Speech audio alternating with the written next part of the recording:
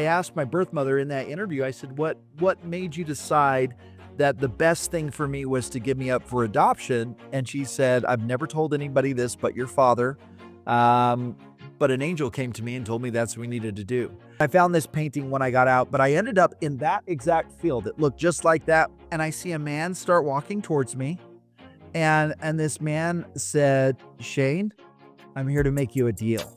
And then he showed me many, many, many other marvelous and wonderful things that I would be involved in moving forward.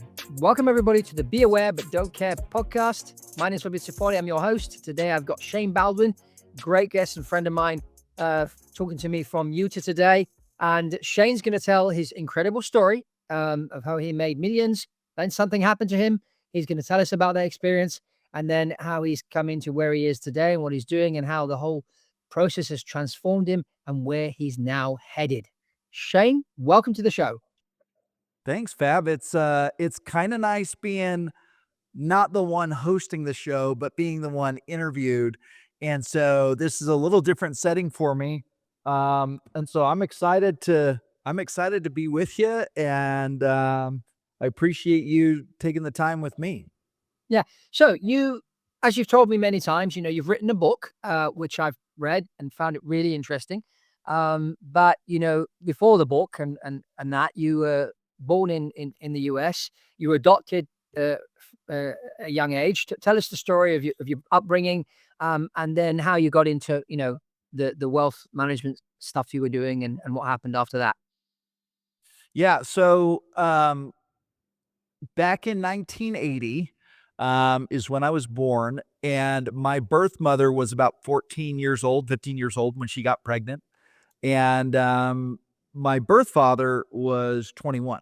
If that would have happened today, he would have definitely gone to prison. And it was a pretty traumatic thing, and it happened here in Utah. And as you know, that'd be taboo in really any culture, to have a 21-year-old impregnate a 14-year-old. And my birth mother tells a story. And if you go on YouTube and just type Shane Baldwin adoption, you can find a video. It has over 1 million views of me meeting them for the very first time. But I asked my birth mother in that interview, I said, what made you decide that the best thing for me was to give me up for adoption? And she said, I've never told anybody this but your father. But an angel came to me and told me that's what we needed to do. And, Wow. and so that's what they did. And they put me up for adoption. And I was adopted by a LDS Mormon family, Dwight and Cindy Baldwin. And I had a tremendous upbringing, and they did a really good job kind of educating me as to the ways of a Latter-day Saint lifestyle. I mean, I never heard them say swear words. We were expected to go to church. I was expected to be kind and loving. Don't use. So you had brothers. So you have brothers and sisters as well. Yeah, and I have a younger sister and younger brother. They too were adopted. My parents could not have children. And at 8 years old, they started to let me know that, hey, I was adopted. They didn't know the circumstances. They didn't know how young she was. It was a closed, sealed adoption. They had a 3x5 card that basically gave basic information: color of eyes, color of hair, what they thought was kind of my nationality, on this little 3x5 card. So we had very limited information, but it was actually a great thing for me, because at that very time, the show with Christopher Reeves, Superman, was out there. Okay. And so as my parents told me that I was adopted, I said, you know what? Maybe I'm Superman. Maybe I'm from the planet Krypton. And maybe that story is my story. And it was really cool because I was able to believe whatever I wanted to believe. I'm like, I want to be about 6 feet tall. That seems to be like a pretty good height for an average human. So in my head, I'm gonna be about 6 foot tall. And then I started watching Batman, and I'm like, oh, I love Bruce Wayne. I want to look like Bruce Wayne. And so I was able to, in my mind, kind of design my life, not looking at my parents that raised me saying, oh, because they look like this or because they act like this, now that's who I am. because I didn't know who my biological parents were, because in my mind, my biological parents, they were from Krypton, and I was the son of Kal-El. Like, in my mind, that's where I went with this stuff, and when I was 12 years old, my dad is a huge reader of Dale Carnegie and Napoleon Hill, and, I had went to a jazz game with him, and we sat in the nosebleed sections, and I was just grateful to be there. But I said to my dad, I said, "Hey, how do how do those people get, like, down there on the floor, like those front row seats?" He said, "Well, son, they make a lot of money." And I said, "Well, Dad, we need to make a lot of money then, because it looks way more fun down there." And we Mm. came home that night from the basketball game, and he said, "Now, son, do you want to grow up and be a millionaire?" I said, "Yeah, Dad, I want front row seats." And he said, "Okay." And he handed me a 3 by 5 card, and he had me write some things out. Things like, he said, "Do you wanna be" I was big into sports. He says, "Do you wanna be a great athlete?" I'm like, "Yeah." He said, "Write, 'I am an amazing athlete.' Write it down." I'm like, "Okay."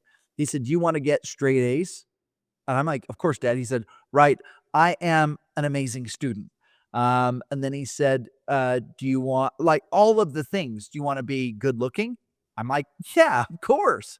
I Uh-huh. am good looking." So he had me write out these, at the time, I called them positive affirmations. In Napoleon Hill's work, he calls them autosuggestion. And then he would have me stand in front of the mirror and say these things to myself. And it gave me tremendous confidence at a very young age in who I am, and he also taught me that he says, "Do you believe that you're a child of a supreme being, of God?" I'm like, "Yeah." He says, "Cool. You think that he's pretty mighty, pretty powerful, smart?" I said, "Of course." He said, "Well, you're his son, right?" And I'm like, "Yeah." He said, "Then you have all of those same gifts inside of you. All you have to do is unlock them and believe." So I was raised by a father who really taught me these incredible principles. Um, I'd be in the car and he'd be listening to Brian Tracy. I mean, that's the kind of father that I had in my life that was teaching me these things. And then I was raised by the most beautiful mom, literally took care of anything that I needed. I would come home from school and there was an after school treat. If I wanted the new Air Maxes or the new Jordans, it was she would take me to the mall and go and get them. So I feel so privileged and so blessed to have been raised in that kind of a home and in that kind of environment where I was taught these values, these principles, and these morals. As I got older, finished high school, and I chose to serve an LDS mission. So I got, for a lot of your viewers, you might not be, maybe you've seen the guys with the white shirts and the ties and the tags that go door to door and share a message about Jesus Christ carrying one of those Book of Mormons. Well, I did that in South Africa. So I was there from 1999 to 2001, and it was a tremendous experience for me. And I loved every minute of that experience, and it taught me some incredible things. So I came home from that, and it was time to, start my life, go to college, start a business. And one of the first businesses that I started was through a company called CleanFlix. So I was a franchise owner and one of the first ones to get involved with the business. And CleanFlix, Mormons aren't supposed to watch rated R movies, and they made a big push in the early '90s, like, don't watch rated R movies. And I wanted to watch rated R movies. I mean, The Matrix and Braveheart. Like, there's some Mm. amazing movies that I was missing out on. And so CleanFlix would take those rated R movies. They would take out the swearing, sex, and nudity, or the things that made them rated R, and then we would rent them to all the Mormons in the land. So I started that business. After my mission in 2001, I sold that business in 2004 while I was in school at BYU, Hawaii. And then after I sold that business, I got an offer to go work with my father at Merrill Lynch.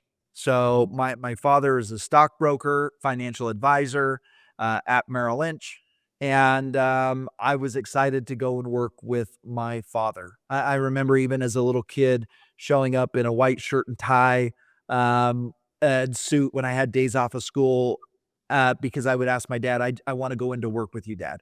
So I would just go into work with my dad. We didn't have iPads at the time or any of that. So I would just sit around, sit in his office and just watch as he worked. So it was always kind of a desire of mine to work with my father. I did that from 2004 to 2007. In 2007, I saw an opportunity that existed in the financial markets that I wanted to capitalize on. And so I left Merrill Lynch, started my own investment firm called Silverleaf. And during that time period, many banks were starting to fail. What my company did is we would go in to those failed banks. The FDIC would take them over, and then the FDIC would um, dispose of the assets of that bank, the loans and whatnot of that bank. And so my company would buy uh, debt that was typically non-performing, or people weren't making the payments on that debt that was secured by real estate. So we would buy that debt at a discount. So we'd buy a $10 million loan secured by a commercial property for, call it 2 million, $3 million. We then would become the bank and we would begin to negotiate with the borrower either a settlement of sorts, or we would then foreclose, take the property back, and then dispose of the property, sell the property. So that company ended up buying $800 million worth of bad debt secured by real estate all over the country. In 2012, and Fab, I got to tell you, like, I was balling out. Mhm. Like, I'm talking, uh, jets and airplanes, and I owned a private golf course in Yeah, you Flagstaff. had your own Learjet, didn't you? You had your own Learjet at one Yeah, point. I had a Lear 25D, which, I mean, it's an older plane, but still nice, Yeah. and it's still fast.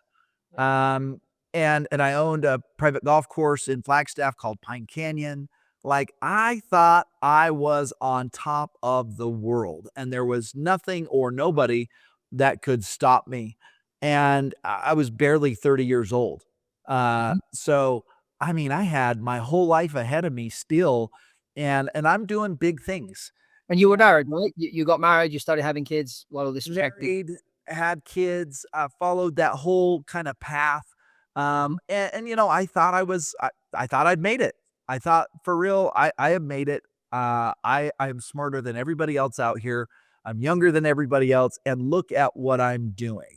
And that's when the ego just completely took over. And that was, kind of the beginning of my downfall. When I started thinking I was the one that was making all of this happen, that was the beginning of the end for me. In 2012, the FBI started to investigate me on what's known as securities fraud, and, that's a scary thing for a business owner. And so we turned all the files over to them. They started going through everything. They offered me a deal to go to, like, a federal camp, and I would have done maybe, like, 10 months or so. It would have been a very cush, very nice prison to go to, the kind of prison that Jordan Belfort, the Wolf of Wall Street, went to. That Yeah. was the experience they were offering me, and I rejected it. I said, "No. I'm not gonna do that. I don't feel like I did anything that was illegal. I was in complete denial that anything like this could happen to me, and I was just like, "This is business, and people sign contracts, and if they read their contracts, they'll know they don't have any standing." So we turned everything over to them. I turned down that deal. They held a grand jury, and ultimately, the FBI at that time decided not to indict me. So no federal charges were filed, but it was a wake-up call for me. I was like, "Holy crap, I almost went to prison." So, I started restructuring my life. I analyzed what kinda husband I was, not great, probably like a 5 out of 10 husband. So I said, "I need to be a 10 out of 10 husband." Kinda father, probably like a 5 out of 10 father. I need to be a 10 out of 10 father. Where was I spiritually? Probably 5 out of 10 spiritually. I need to be 10 out of 10 spiritually. So I divested myself from the world essentially, and started focusing on different areas of my life. And it, you know, it was hard because in that process where I wasn't creating more revenue, um, we had some deals that went bad. So, um, my business started to fall apart and started to crumble, and that was a hard time for me. But I knew that. Yeah, but I Shane, did. why was that? Was that because you weren't giving it as much attention, or why was the business So, started? so it was a function of towards the end of that business, I started thinking that everything I touched turned to gold. Yeah. So the deals was buying, I was like, I can buy anything and at a discount. I'll give you an example. Um, I bought a $75 million loan for 25 million bucks in Steamboat Springs, Colorado. It was a condotel called Trailhead Lodge, and you think, wow, it's $75 million loan, pay 25 million. It's a good deal. In 2012, come to find out, um, people were not buying condotels in Steamboat Springs in 2012. It didn't matter how nice it was. It had its own private gondola. I mean, very, very nice. You can find it now. It's a beautiful, beautiful property, Yeah. but we could not sell any of those condos. And I went to the investors and I said, hey, I think the best thing to do here is to hold on to it long term. Now, one of the issues is the way we finance these things is with short term, high interest debt, private money. And that short term, high interest debt eats up profit really quick because we're used to being in and out of these transactions. And the investors, my partners in the deal, were like, nope, just sell it for whatever. So I said, okay. So we fire sold it as quickly as we could, and we lost money. And after we lost money, then they were mad at me. And then they were looking for a reason to come after me. And that was one of the deals that they came after me on. And so if I would have held that, like if I own that same property today, it'd be worth 150 million. So, So so when you bought it for 25 million and you say you lost money, how much did you sell it for? like 17. Okay. So we lost like 7 or 8 million bucks. And that's never fun. People losing money is never fun. Um, and it was the lender made out like great. So the lender made lots of money, but the equity investors in there lost pretty much their entire equity investment. And I did the best job we could to sell this, but I have all the emails saying, I think we should hold on to this. I think we should go long term. We've got to find new financing. But they had decided that's not what they wanted to do. And so uh, I had the power to just veto everything of the partners, but I thought I'll do what the partners asked me to do. And it ended up turning into a nightmare. Lawsuits saying I defrauded them, saying that I didn't disclose certain things to them. And they signed a PPM that was this thick that basically said you can lose all your money, you know what you're doing. And the investors that I was working with, I mean, these are, and it's not to downplay. Listen, I made mistakes. I did the wrong thing. I lied. I was dishonest. Period. The end. You know, I was not. I was managing information. It might not have been a blatant lie, but I was certainly managing information here. But these investors were all accredited, very, very wealthy individuals. Mhm. And they knew the upside and the downside. And again, if we would have held those assets long term, everybody would have been made whole times a lot, right? And so it's a good lesson to learn in investments, especially real estate. Hey, if you're upside down, yeah, you could take a loss. And listen, there, oddly enough, there is a benefit in taking a loss. You can, it's a tax loss. So you get a tax loss carry forward and you can take it against future earnings. So that's the good side to the downside.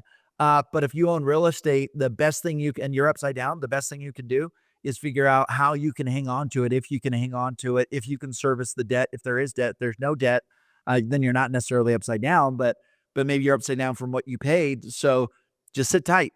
sit tight, let the market do its thing. Don't panic, don't become impatient, and just be a little more patient. And if I would have held all of the assets that I had long term, I'd be a multi-billionaire right now. But that's not what the plan was for me, and I realize that Yeah. the plan would have never been for me to be a multi-billionaire. That was never the design for my life, and I later learned that. So, um, in about 2014, I really started searching for answers. I'm like, okay, we're down here, we're on this earth. I don't remember anything, and I'm pretty sure we existed before we came here, and I don't even remember my freaking name. Um, who am I? I started asking these questions. Who am I? Mhm. And what am I down here to do? And that question was constantly just replaying in my mind. Who am I? What am I down here to do? There's this parable of the talents. I think it's in the New Testament, something that Jesus taught that's like there were all these people and they were each given certain talents. Some of them used their talents and some of them buried their talents. Some of them didn't use their talents at all. And I just thought, I don't want to be the guy that buries my talents. I know I have some gifts. I know I have some skills. I want to make sure that I'm using these talents and these gifts that I've been given to fulfill whatever purpose I've been called for down here. Mhm. So I started seeking for answers. Ultimately, I got to the point to where I was getting no answers. And I just completely surrendered to the universe, to God, whatever you want to call it, and said, whatever it is you want for me, I'll take. As long as at the end of this, I understand what I'm here to do so that when I return back home and I give an accounting of my mortal life here on this earth, I can look, if it's God, I can look him in the eye and say, I did what you asked me to do. I might not have been perfect at it. I might have failed along the way, but boy, did I try to do that. And be careful when you submit or surrender like that, because it's like, oh, okay, you really want to be taught? Okay. It was about 3 months after that that I got arrested by the state of Utah on April 25th, 2015. They had picked up what the FBI had dropped. And I was charged with 17 counts of various degrees of securities fraud. And I found myself in a cell by myself in Salt Lake County. I had never been to jail before. Listen, I've never even had a sip of alcohol. Um, so this is the first time for me being in big trouble. And it was rough. My wife of 13 years at that time uh, decided that because of everything that has happened, that the best thing for her to do was divorce me. I tried so hard to talk her out of doing this. But ultimately, she So you were, decided, so Shane, so you were in prison, your wife visited you, and she said, I want to divorce you. Is that how yeah, just you actually talking to yeah, you? just a couple months in. It wasn't even Yeah. I didn't know how long I was going to be there. I hadn't been sentenced. I could have even beat my case, but she had felt like that's what she needed to do. Yeah. And But I mean, okay, I so just to track back a little bit, how was your relationship with your wife during all this whole journey up until now? so like I said in 2011, 2012, that's when I said, okay, I'm going to be a 10 out of 10 husband. Yeah. And I would say that those were the best years of our marriage. Okay. So during that time, especially that time period, I was there, I was present, I was around, I was whatever I could do, Yeah. and the marriage was so good. We had our fourth kid during that time period. Okay. So it was going well, very well. I would say that at that time I was a 10 out of 10 husband. So that's why it was so hard for me, because I had really given it my all and really repented as well. I went back to her and said, I haven't been that 10 out of 10 for you. And I realize that. But that's no longer me anymore. And so it was a hard thing when she showed up and said, "Hey, I'm done." For me, that was that was when I said, if she's done, I think I'm done. Mhm. And I started exploring all the ways to check out and go home. I didn't want to be here anymore. I didn't want to do this. I had realized, I mean, my dad carries such a good name in the community here. Everybody knows my dad in the community. He sits on multiple boards. He manages over $1 billion. And here his son is in prison on financial fraud. And I just thought I failed. I failed my dad. I failed everybody. I failed my family. I just wanted to go home. So I started talking to the other inmates on how you could unalive yourself, and all of the ways of doing it in jail. None of them are 100%. Like one guy's like, yeah, you can walk up. There's two tiers. You can walk up to the top tier and do a swan dive, as they call it. You can jump off the edge and land on your head. But I had known people that have done that and they just got badly injured or paralyzed. And so that's not 100%. Other guys are like, yeah, you can tie a sheet to the bed, kneel down, hunch over, tie it around your neck, and you can do it that way. And I'm like, I'll freaking stand up. Like I need something that's 100%. I couldn't find anything that was 100%. So ultimately, what I decided to do was to go on a fast. I'm like, I'm just going to starve myself. And it's not hard to do in jail. The food's horrible. So I just decided I'm not going to eat. I'm not going to drink anything for as long as I can go. So I start this fast. And the first couple days are rough. I'm like really hungry. I get to day 3 and I'm like, wow, all of a sudden I feel better. Day 5, even better. Day 6, even better. Day 7, I'm like, I feel like I can run through a wall. I'm like, okay, I know this is going to get worse. I get to day 12, day 13, and I feel amazing. Yeah. I don't know. I think I carry a lot of water. Like if I fast, even right now, if I fast 24 hours, literally I'll lose 7 or 8 pounds, and it's all water. So Yeah. I'm carrying a ton of water in me. I know that. So I was my body's different than other people's body to go that long, no food, no water. Um, After I realized this is not going to kill me, um, I remember reading in the New Testament in the book of Revelation, there's like this thing. It says, "Men shall seek death, and they shall not find it." I'm like, that is me. That is me right now. So I just that night, I knelt down on the concrete floor, and I literally poured my heart out to God.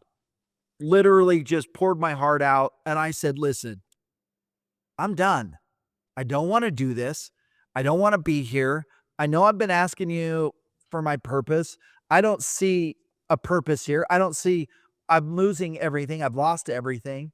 Um, just I pleaded with God to stop my heart. I said, "Just come get my spirit, take me home. I don't want to do this experience anymore. I'm done." And I'm bawling, I'm crying, and I'm just like putting it all out there. And ultimately I fell asleep. And I'm going to go into some detail with you, Fab, into this dream. Most of the time when I record these, I kind of skip over this because you can find my story on other podcasts, but I really feel like I need to share with you this dream that I had because it's such a vivid dream. And maybe it's because I'm in a fasted state. And I've talked to some Native Americans, and they'll do these journeys where they go on a long-term fast, and they'll have a vision or a dream. I didn't know that at the time, but that's what was happening to me inside of that cell. Wow. And ultimately, here was my dream. Mhm. And you can see there's a painting right behind me. You can see this kind of field. There's a man standing in this field. And I found this painting when I got out, but I ended up in that exact field. It looked just like that with mist. Yeah. And I'm standing.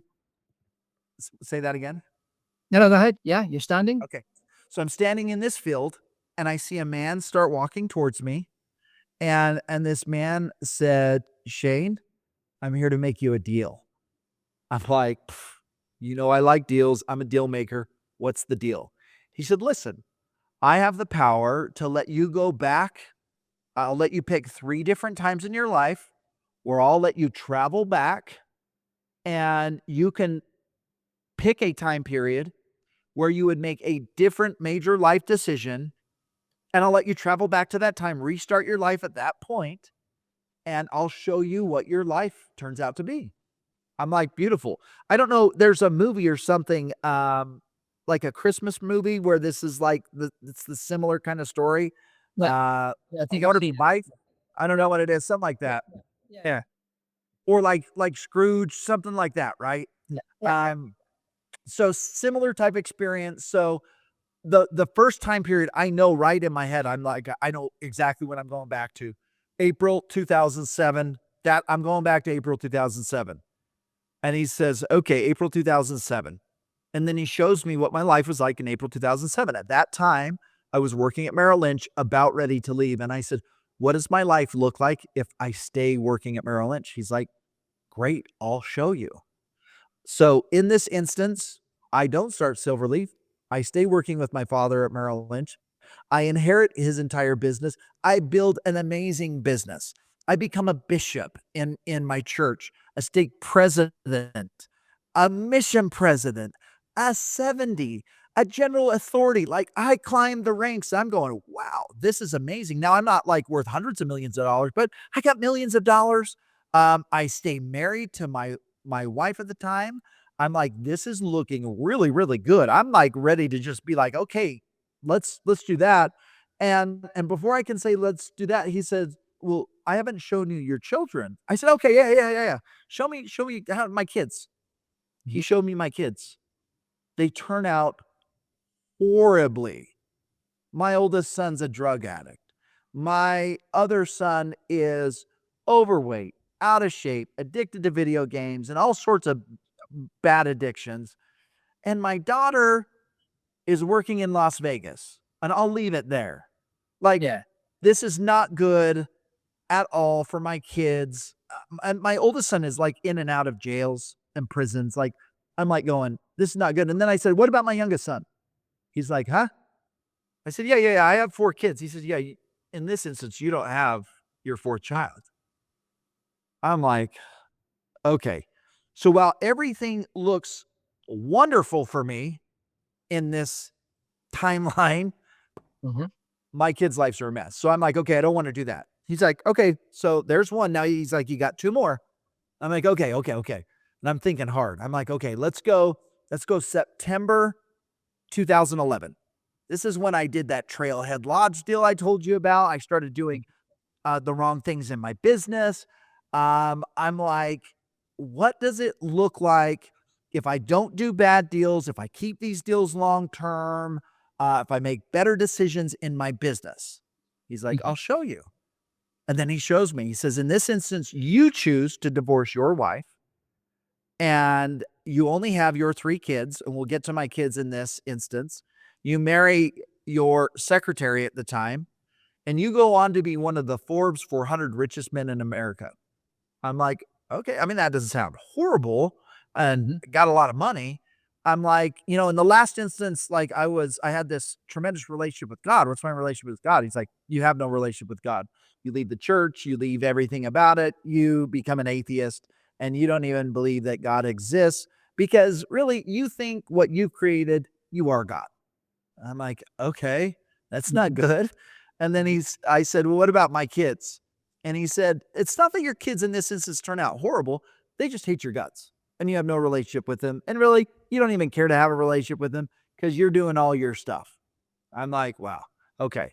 Well, I don't want that for me or for them. So now I'm down to my third option.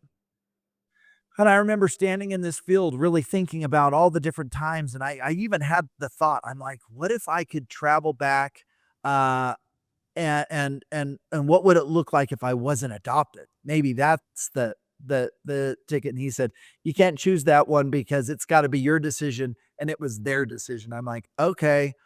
And then the thought came to me in the moment. It was like, what does it look like if I stay right here?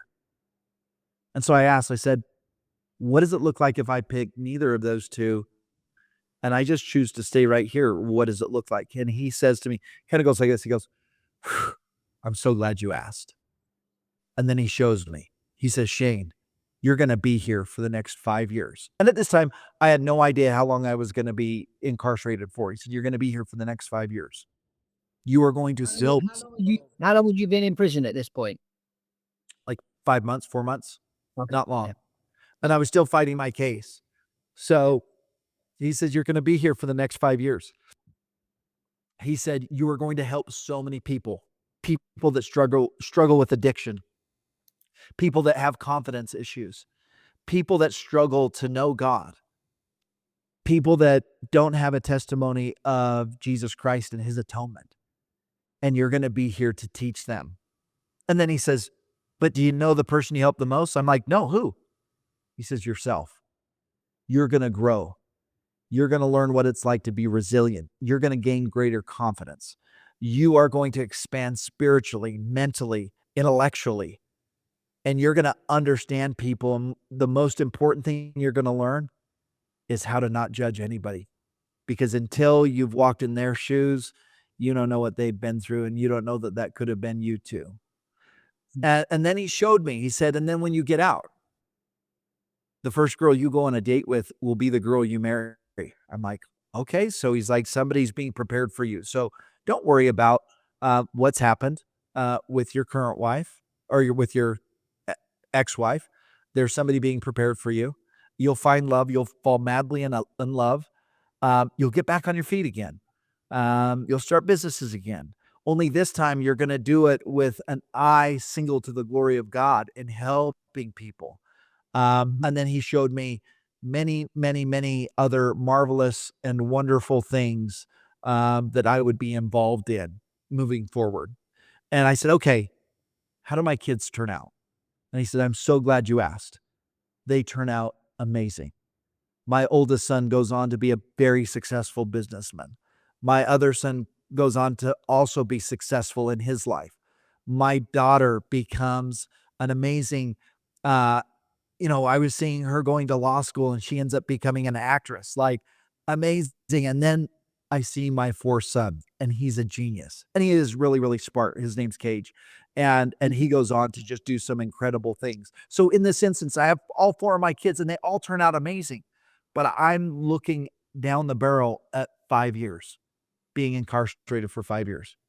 So I say, let's just stay right here. And then I wake up from that dream. And I call my attorney the next day and I say, I want to take a plea deal. And at that time, I was fighting my case. He felt like I could win. He said, Shane, you can win this. Your documents are good enough. You can win this. And I said, no, just want to take a plea deal. I did the wrong thing. Period. The end. Whether it is was ethically legal or illegal, it doesn't matter to me. I did the wrong thing. I wasn't honest, and I got to pay the price. So I want to take a plea deal. He says, that's fine. You'll probably only do a couple of years anyways. And in the back of my mind, I'm going, that'd be nice, but I kind of know what I'm prepared for. And I take a plea deal and I go to sentencing in May of 2016. And the judge sentences me to a 4 to 30. Now, what that means is a minimum of 4 years, maximum of 30 years. They could have kept me there for 30 years. Well, I accepted that deal because I trusted this 5 year thing. I trusted that was real. That was really going to happen. And so ultimately, I go to prison and literally I'm doing everything this dream told me to do. I'm studying, I'm reading, I'm serving, I'm sharing the gospel. I'm just like all in on this because I'm like, you committed 5 years to me. I become the librarian in there. I also worked at the greenhouse while I was in there, and it was a tremendous experience. I mean, I was working, I was making millions upon millions of dollars. And now I'm grateful that I'm working for 60 cents an hour because I get to get out of my cell. I get to go to the greenhouse and I get to be around plants. And I'm so grateful to be around the dirt and around these plants for 60 cents an hour. And I'm finding gratitude in my heart for that experience.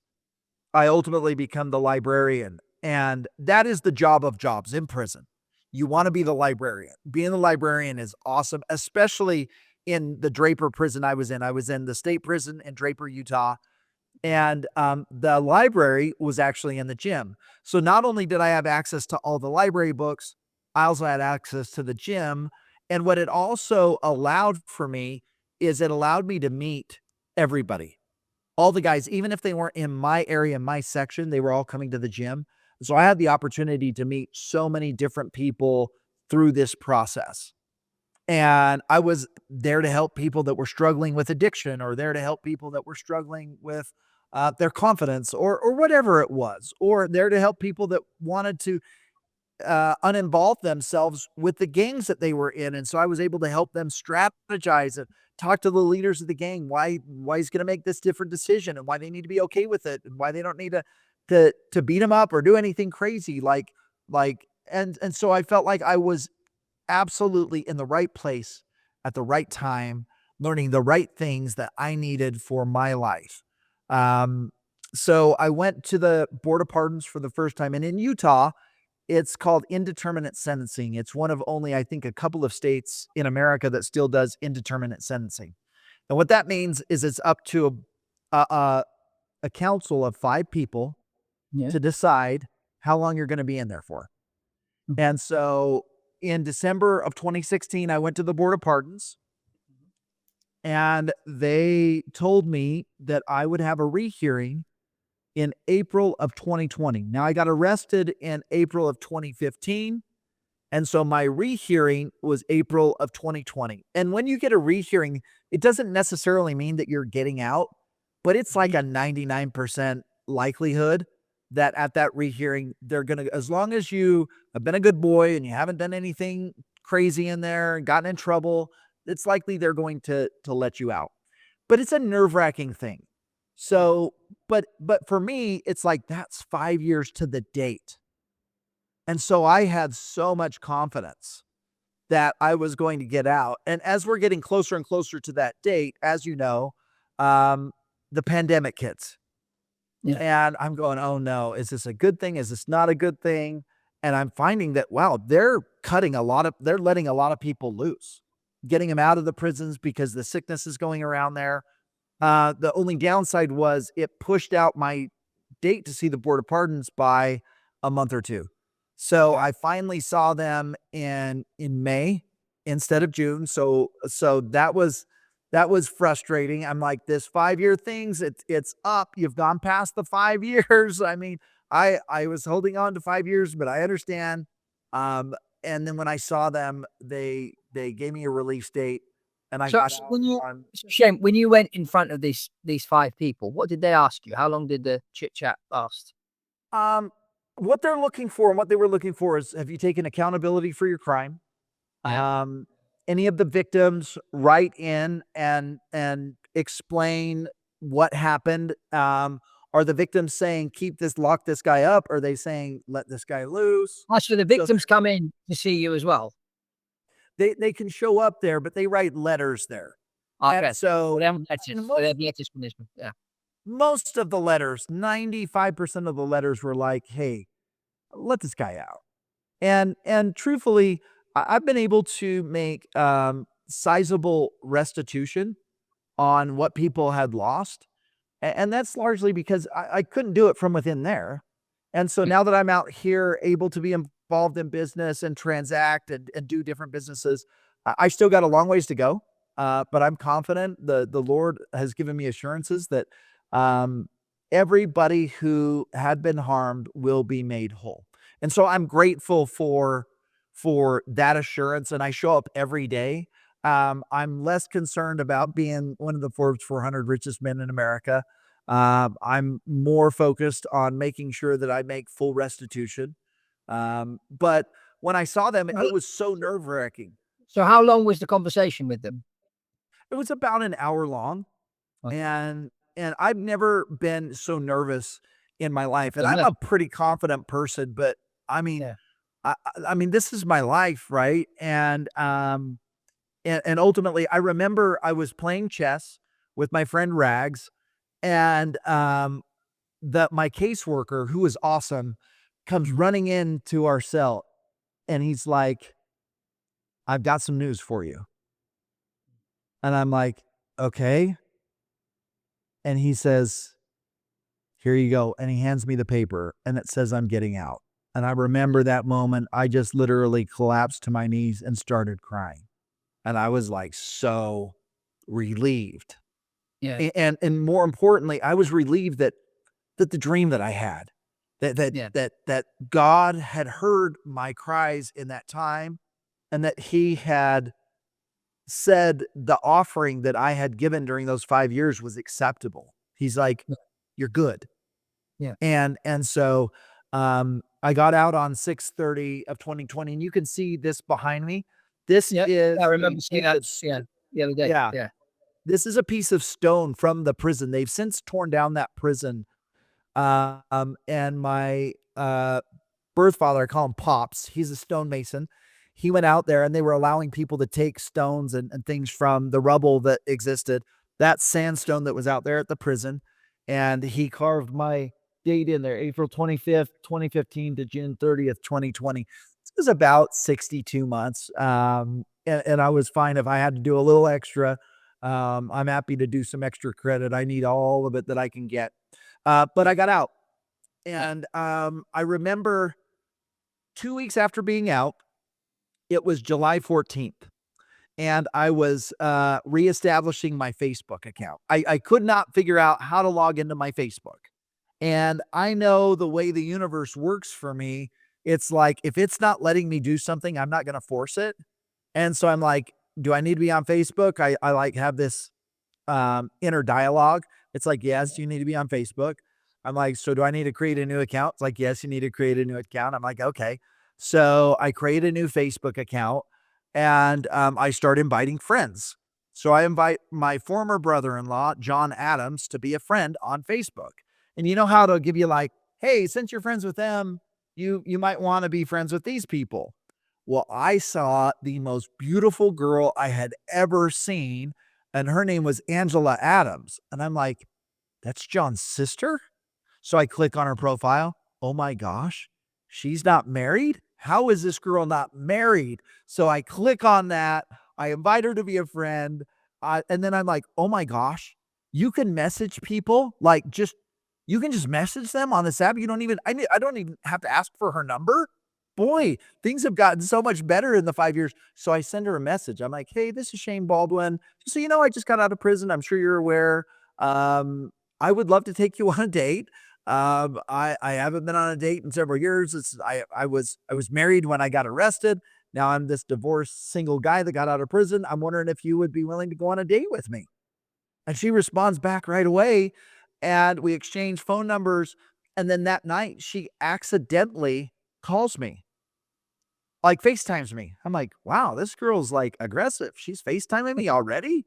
And I pick up the phone and she's like, oh my gosh, so sorry. I accidentally FaceTimed you. And we ended up having the most beautiful conversation for like 2 hours. And I told her, I said, I'd really love to go hiking. I just want to go to the mountains, but I didn't have a social security card. I'd lost it, and you need that to get a driver's license. And I needed to get my driver's license renewed. So I was waiting for my social security card to come. So I didn't have a license. So she calls me the next day. She says, hey, do you want to go on a hike? I'm like, yeah, but here's the deal. I live with my parents. I don't have a job and I don't have a car or driver's license. So if you want to hang out, and this is a guy that's really divested himself from his ego. I'm just laying it all out there. Yeah. I'm like, so if you want to come over and pick me up and we can go on a hike, sure. She's like, cool, I'll be right over. So she comes over and we end up not going on a hike. We just end up walking around my parents' neighborhood and having just a beautiful conversation. And I thought, wow. And then I remembered that dream where it's like, hey, the first girl you go on a date with, um, that's the girl that's being prepared for you. And I didn't want to tell her that because I didn't want to freak her out because it kind of freaked me out. But Yeah. I really like this person. She's awesome. She's like incredible. The next day she calls me again. Hey, do you want to hang out? I'm like, I got no job. I'm just sitting home reading. Yeah, come on over. So she comes over and we talk in through the night. And I still hadn't kissed her because I'm like, I'm not going to kiss her until I take her on a proper date. Yeah. The next day, I get my license and I take her on a proper date. We go eat at Ruth's Chris. Fortunately, my parents gave me I had to like borrow money from my parents. I had to borrow my parents' car. Fortunately, they have a nice Lexus. And I take her on a date. And so thank you, mom and dad, for providing me with those means because I had nothing. And we go on a date and we just click. And I remember as we're driving back for me to drop her home, she's just we're in the car and she's just like grabbing onto my arm, like holding onto my arm so tight. And I thought, wow, I think this is the one. I think this dream, like everything so far in this dream has lined up. So why not this? And we get back to her house and I'm like, I haven't kissed a girl in 62 months, right? I'm like, okay, I'm going to kiss this girl. I'm going to do this. And so I work up the courage. We're in the car and I lean over and I kiss her. And as I'm kissing her, all of a sudden she starts to cry. I mean, just like ugly cry, bawling. And I'm like, I stop and I'm like, "Are you okay? Like, I know I'm probably out of practice." And Hmm. she goes, "No, this is what I've been waiting for." And I'm like, "Huh?" And she says, "This is what I've been waiting for." And it both hit us like in that moment. We had both gone through some serious trials, and we were both at the tail end of those trials. And we both just knew in that moment that we were meant to be together. And it was shortly after that, like a month after that. I mean, we're going to the courthouse and getting married. So um yeah, so it didn't take me long, didn't take her long to just know. And I would oftentimes I would look at people and be like, "You got married in like a month or 2? Like, that's crazy." But I guess it's a real thing. Like, when you find true love, you just know. You don't Yeah, well, you I just met know. my wife and got married in I met my wife and got married in 4 months, so I was pretty quick as well.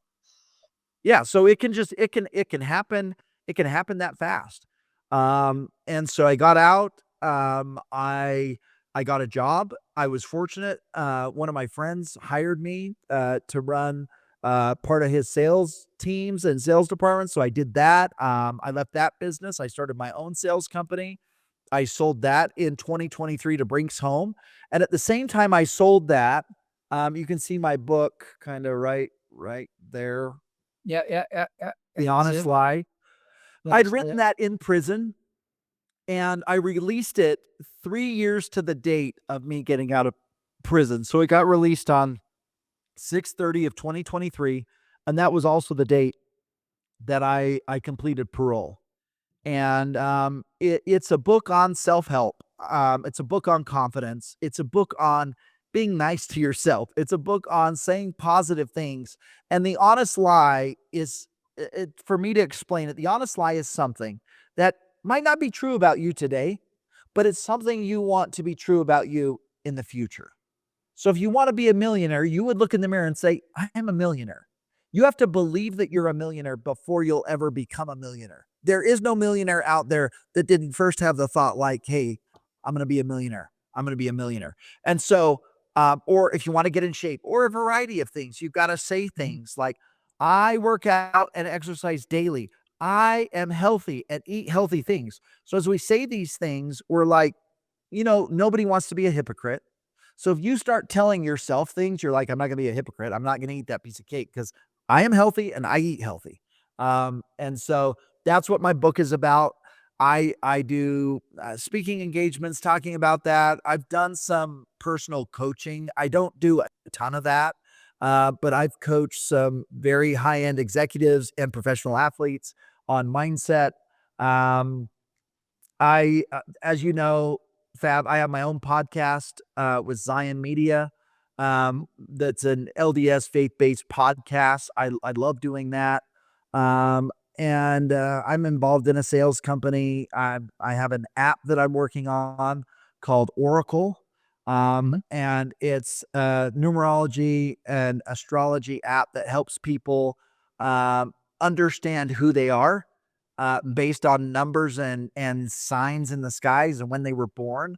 So I'm really excited about that. But yeah, I mean that's the gist of my story, and I feel like I didn't leave a lot of things out this time. Well, no, I Uh, mean, Shane, what was the main lesson you learned by going to prison? I mean, you told me once that in prison you met a lot of good people as well that were in prison, as well as a lot of bad people. But what were the main things you learned from these people that you spent time with? I mean, it's 5 years is a long time to be locked up in prison with, I guess, mostly bad guys, but there were some good guys in there. I mean, what were the main two, three things that you learned from these people? so one of and there's so many things that I learned through this experience, but one of them is I learned that I shouldn't judge anybody. Yeah. Like, I used to think, I mean, and these are horrible things that people do. I Yeah. used to think uh, somebody who's a pedophile, it's horrible, it's gross, it's Mhm. nasty, Yeah. and I used to think they don't even deserve to breathe the same air as me. And then I went in there and I met with people that had molested children. And as I talked to them and heard their stories, I'm like, huh, who says that if I didn't go through the very same things that they went through as in their childhood, Yeah. that I wouldn't have been the same. I'm just fortunate that I was raised a certain way and had a certain upbringing, but who's to say that couldn't have been me? Or one of my best friends in there shot and killed his wife. And as I get to know him, I'm like, who says that that couldn't have been me? So I've just learned that I have no right to judge anybody because I have no idea what they've experienced, what they've been through, what they've gone through. So I just tried to see people for who they are. And I try to do that the best that I can. So I try not to judge anybody. Um, Also, I learned that sometimes I'll give you a quote, or Mhm. this is one of my quotes in my book. It goes like this. It's a riddle. It goes, right is right, right is right, wrong is wrong. Wrong is sometimes right, but right is never wrong. Sometimes we make the wrong decisions. And if we'll allow it, it can end up being the right thing for us. So don't beat Mhm. yourself up over it. Yeah. Realize what's done is done. You made a dumb choice. You did a dumb thing. So how do you make that bad decision, that wrong decision turn out right rather than just continuing to focus and beat yourself up over that bad decision? So that was another powerful thing I learned. Mhm. And the third thing I learned is that I was more free in prison than I was in 2010 when I was making all that money and had all those things. Yeah. I found freedom in prison, and realized I was in prison even though I was free. And I think so many of us have created our own mental prisons, and we are living in the prison and we have to break free. And you can choose through your own mind to break out of that prison. So, what happened in prison is I just said, I chose this. If I had to design my life and I wanted to learn the most I could learn in my mortal life, and let's assume my mortal life is over an 80, 90-year period, I would say, yeah, give me 5 years in prison. That would be amazing. That would be an incredible experience. I could learn so many things really fast in that 5 years. And so when I decided that I would quit being the victim and start saying, no, no, no, no, you chose this. This is all Mhm. part of your plan. This was all part of your mission. Then it made every day, instead of me being filled with regret, I was filled with hope and excitement for the day. Even though I was in a crappy place under crappy circumstances with crappy food, I figured out how to make lemons, lemonade out of lemons, right? So Mm. I would say those are the three things that I learned. So while you were in there, did you have many people visit you apart from your parents and that? Did any friends turn up to see you now and again, or did people just disappear because you were in prison? Yeah, no, I did. It's interesting. The ones that were probably, I would say, taking advantage of me, and my means, they were nowhere to be found. But what I Mhm. found is people like Paul Hansen. Paul Hansen was my young men's leader when I was a young man, and Paul would take me every Christmas. We would go caroling to the widows. That was Paul Hansen, and you know who showed up to visit me? Paul Hansen showed up to visit me. Mm. My parents obviously showed up to visit me. Um, my ex-wife, bless her soul, she visited me with the Oh, okay. children, and Okay. that was great, you know? So, my sister visited Yeah. me, my brother-in-law visited me, my brother visited me, Yeah. my sister-in-law visited me. I'll tell you an interesting story, that relates to my book. Yeah. So in prison, I met a guy. We'll call him Dan. And Dan was one of the founders of a little company called Ancestry.com. And he was in prison with me. And as I got to know Dan, very interesting guy, super, super smart guy, actually brilliant, genius level smart Yeah. business guy, obviously created Ancestry.com. He got to know me, I got to know him, and he said, "Hey, I have a daughter that's an entrepreneur. Would you Yeah. mind if she came to visit you?" I'm like, "Sure, as long as she doesn't come during any of the other times my family's coming." So she visited me. Her name's Brittany.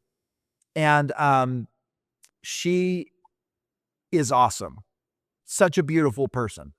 And she's quite a bit younger than me by like 10 years.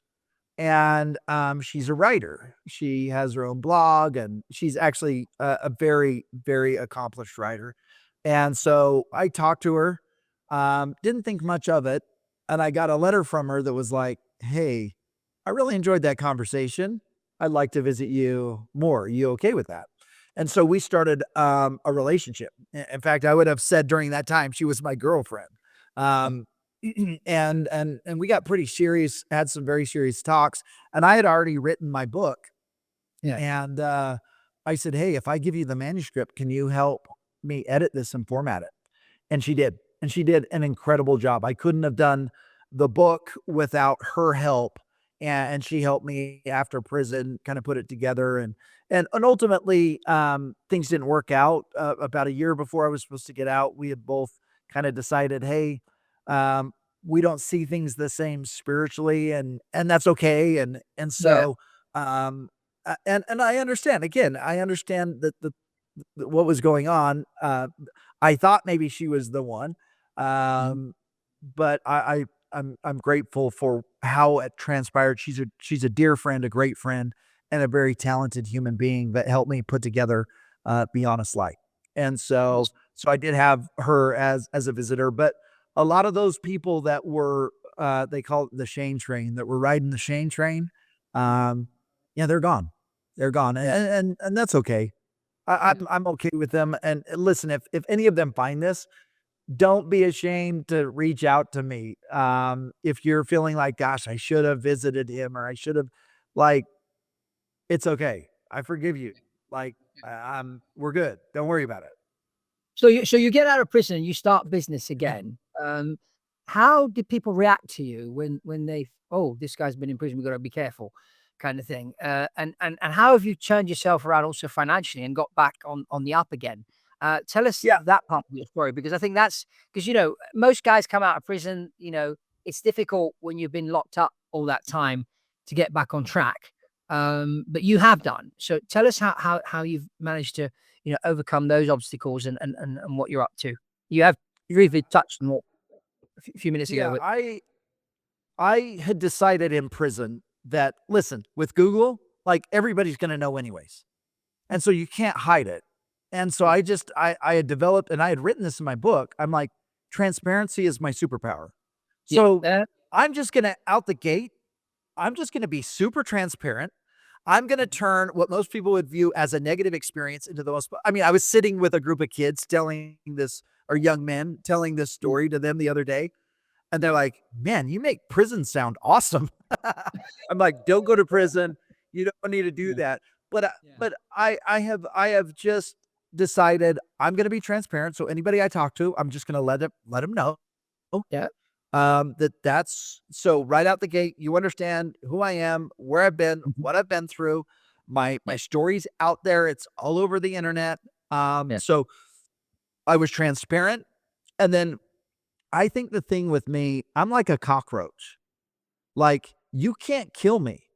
Like, I'm everywhere.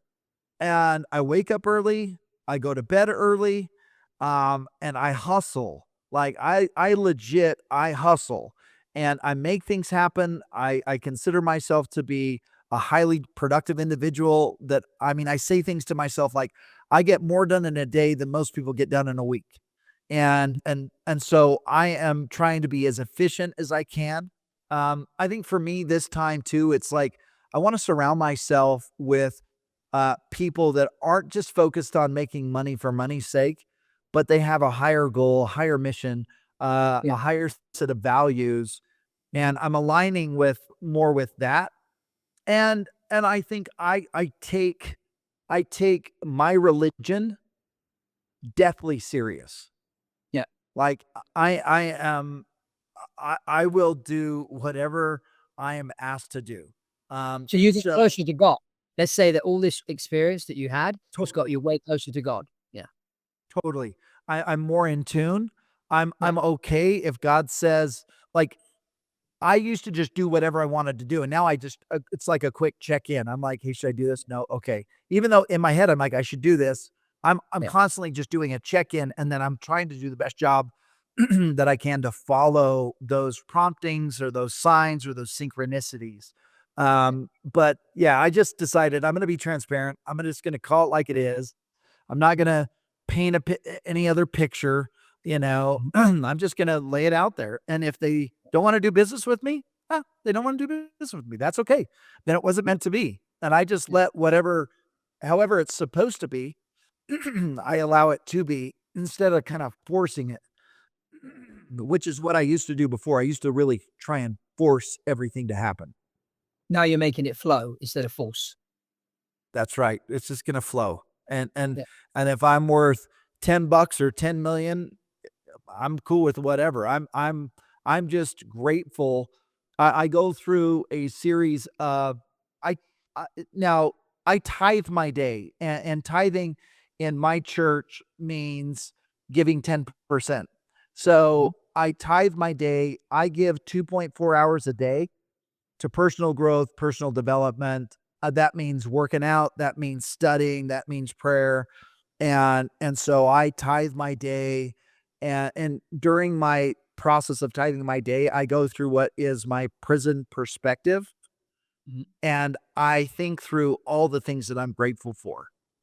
Yeah. Um that I wanna make sure that I never take for granted again, because I took so many things for granted, and then when it's taken from you, you realize how important it is, and so I try to make sure that I'm grateful for just these small little things, and I'm like, "I'm so grateful for that," and I try to emotionalize my gratefulness. So I try to feel, not just be like, "I'm grateful." I'm like, "I am so grateful to be able to have this phone. I am so grateful to have the technology that I can communicate clear over with Fabrizio that's clear over in England. I'm so grateful that I get to do that, or I'm so grateful for this warm space that I have, and this home that I live in." So I go through my prison. Some people call it having a gratitude moment. It's my prison perspective moment for me. Yeah. So now you said something interesting. You said that before you went to prison, you were more in prison than when you were in prison. Now, in my book, Be Aware but Don't Care, I talk about this cube and how society is kind of shut in a box or a prison, as you would call it. Now, what do you think? Someone, especially young people these days, where we're bombarded with all this information and stuff out there, how can they really gain their freedom and find out who they really are and think on their feet, be creative and not kind of boxed in? What would your advice be? Get rid of this Yeah, for just a second. yeah, Even if it's 30 minutes, just set it down, go set it somewhere, and be in your own thoughts. Be by yourself. So this can be the most amazing tool, or it can be your prison. And so you have to learn to be okay detaching from mhm, technology just for a little bit every single day. And and I think that's one way of how you start breaking out of the prison. The other yeah, way is quit thinking negatively. mhm, Quit, the negative thoughts that are coming in about yourself or about whatever. Quit talking negatively. So we what restates thus creates, good or bad. So if you mhm, want good things to happen, then restate the good things. If you don't want bad things to happen, quit talking about them. Don't even bring it up. So really focus on the language you use, what you say, be very cautious in what you say, because our words are like spells, yep, good or bad. yeah. And so if you want good to happen, then say good spells. Well, the word spelling contains the word spell. It So, does. I know spell sounds like, you're talking about witchcraft. mm. Like a prayer could be considered a spell. We just call it a prayer. So what's next then for Shane Baldwin? How do you see your life in the next 10, 20 years? And we'll close Oh with that. man, you know what? I am just making sure that every day that I wake up, my wife still loves me. So that's like my number one most important thing is that when I wake up and give my wife a kiss, she still loves me. And I will tell you this, there has been proven that you give your wife a kiss in the morning before you go to work, you live longer. I don't know. Yeah. Oh, my wife here thinking about. Um, but they say that you live longer. I don't know what it is. There's some studies done on it that you live. I don't know if it's 5 years or 10 years longer. So I try to do the best job I can to give her a kiss every morning. Make sure my wife loves me. So that's number one. That's number one of what Shane Baldwin has in store for him. Yeah. Number two, it's just creating businesses and technology, or speaking or writing that can help people remember who they are, Yeah. have the confidence in themselves to realize that you can literally do anything. Whatever the mind of man or woman can conceive and believe, it can achieve and believe that. And so I'm looking to create businesses and do things that help people draw closer to their God, draw closer to the genius that's within, and to help them break out of these prisons that they're in.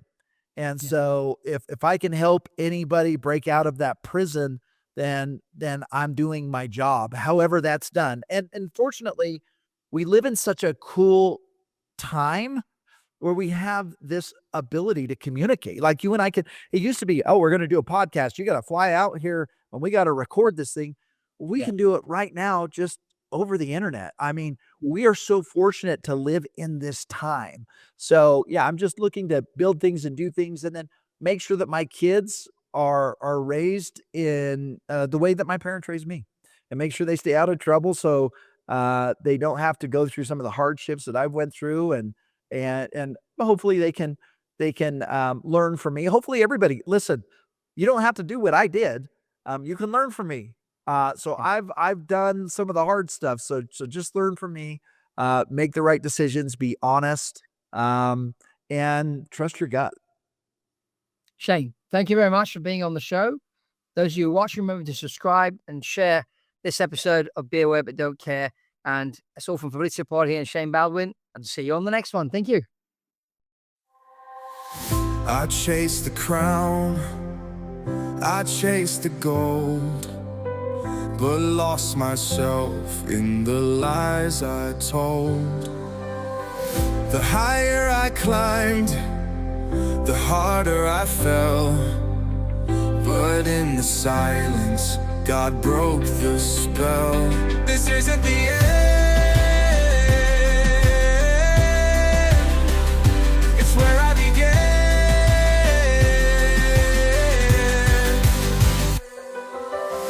I built my world on shifting sand. Fortune and fame slipped through my hands. The walls came down, the lights went dim. I saw my failure staring back at him. Shame weighed heavy, but grace broke through. God whispered, it's time to start new. From this day on, I'll stand my ground. No more chasing shadows, no more breaking down. I'll build my life on what is true. From this day on, I'll rise anew.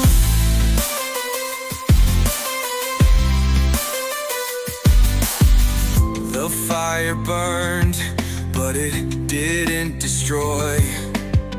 It forged a purpose, it birthed new joy.